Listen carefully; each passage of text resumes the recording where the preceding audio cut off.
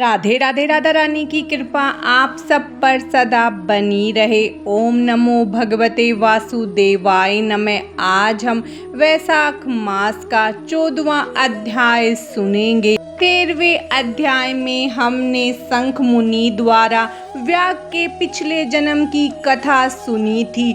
अब हम व्याग और शंख मुनि के संवाद को आगे सुनते हैं।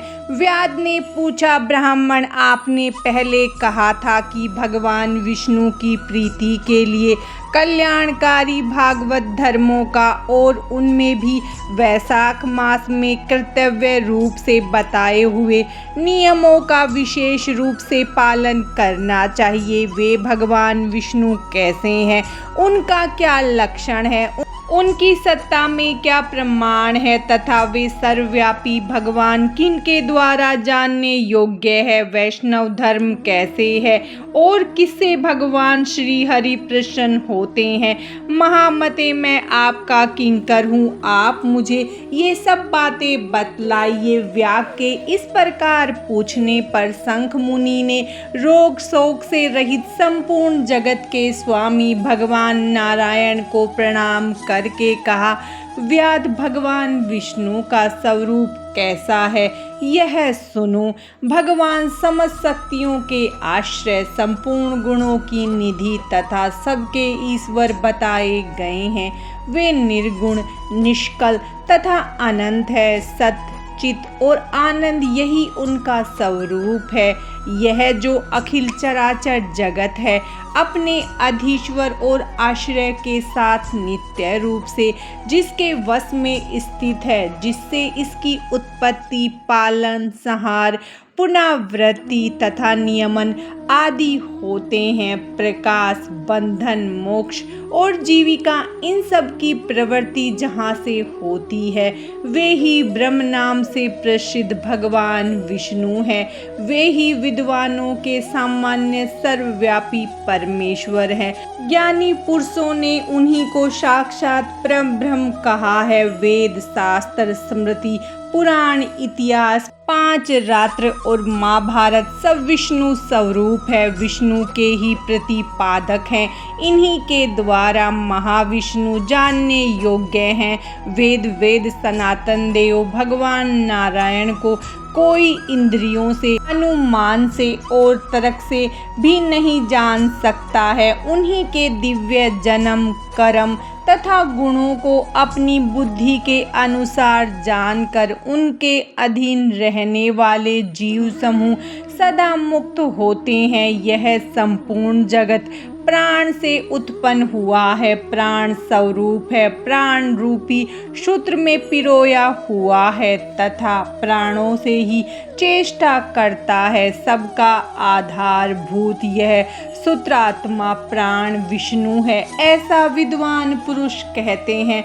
व्याध ने पूछा, ब्राह्मण, जीवों में यह सूत्र आत्मा प्राण सबसे श्रेष्ठ किस प्रकार है। शंख मुनि ने कहा, व्याध, पूर्व काल में सनातन देव भगवान नारायण ने ब्रह्मादि देवताओं की सृष्टि करके, देवताओं, मैं तुम्हारे सम्राट के पद पर ब्रह्मा जी की स्थापना करता हूँ, यही तुम सबके स्वामी हैं। अब तुम लोगों में जो सबसे अधिक शक्तिशाली हो उसे तुम स्वयं ही युवराज के पद पर प्रतिष्ठित करो। भगवान के इस प्रकार कहने पर इंद्र आदि सब देवता आपस में विवाद करते हुए कहने लगे, मैं युवराज होऊंगा, मैं होऊंगा। किसी ने सूर्य को श्रेष्ठ बताया तो किसी ने इंद्र को। किन्हीं की दृष्टि में कामदेव ही सबसे सर्वश्रेष्ठ है। कुछ लोग मौन ही खड़े रहे। आपस में कोई निर्णय न होता देखकर वे भगवान नारायण के पास पूछने के लिए गए और प्रणाम करके हाथ जोड़कर बोले, महाविष्णु, हम सब ने अच्छी तरह विचार कर लिया, किंतु हम सब में श्रेष्ठ कौन है यह हम अभी तक किसी प्रकार का निश्चय न कर सके। अब आप ही निर्णय कीजिए। तब भगवान विष्णु ने हंस हंसते हुए कहा, इस विराट ब्रह्मांड रूपी शरीर से जिसके निकल जाने पर यह गिर जाएगा और जिसके प्रवेश करने पर पुनः उठ खड़ा हो जाएगा, वही देवता सबसे श्रेष्ठ है। भगवान के ऐसा कहने पर सब देवताओं ने कहा, अच्छा ऐसा ही हो। तब सबसे पहले देवेश्वर जयंत विराट शरीर के पैर से बाहर निकला। उसके निकलने से उस शरीर को लोग पंगु कहने लगे, परंतु शरीर गिर न सका। यद्यपि वह चल नहीं पाता था तो भी सुनता, पीता, बोलता, सूंघता और देखता हुआ पूर्ववत स्थिर रहा। तत्पश्चात गुहा देश से दक्ष प्रजापति निकलकर अलग हो गए। तब लोगों ने उसे नपुंसक कहा, किंतु उस समय भी वह शरीर गिर न सका। उसके बाद विराट शरीर के हाथ से सब देवताओं के राजा इंद्र बाहर निकले। उस समय भी शरीर पात नहीं हुआ। विराट पुरुष को सब लोग हस्तहीन लूला कहने लगे। इसी प्रकार नेत्रों से सूर्य निकले।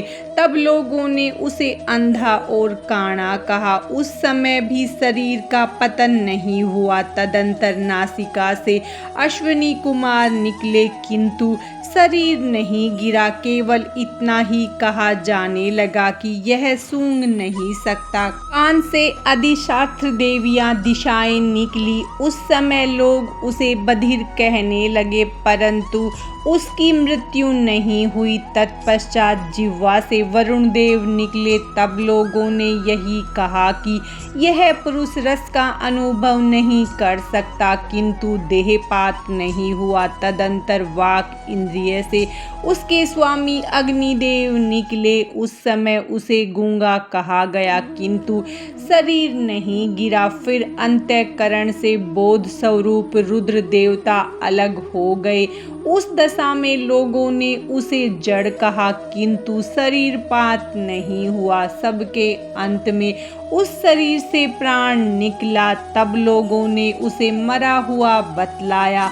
इससे देवताओं के मन में बड़ा विस्मय हुआ। वे बोले, हम लोगों में से जो भी इस शरीर में प्रवेश करके इसे पूर्ववत उठा देगा, जीवित कर देगा, वही युवराज होगा। ऐसी प्रतिज्ञा करके सब क्रमशः उस शरीर में प्रवेश करने लगे। जयंत ने पैरों में प्रवेश किया, किंतु वह शरीर नहीं उठा। प्रजापति दक्ष ने गुहा इंद्रियों में प्रवेश किया, फिर भी शरीर नहीं उठा। इंद्र ने हाथ में, सूर्य ने नेत्रों में, दिशाओं ने कान में, वरुण देव ने जिह्वा में, अश्विनी कुमारों ने नासिका में, अग्नि ने वाक इंद्रिय में तथा रुद्र ने अंतःकरण में प्रवेश किया, किंतु वह शरीर नहीं उठा। सबके अंत में प्राण ने प्रवेश किया। तब वह शरीर उठकर खड़ा हो गया। तब देवताओं ने प्राण को ही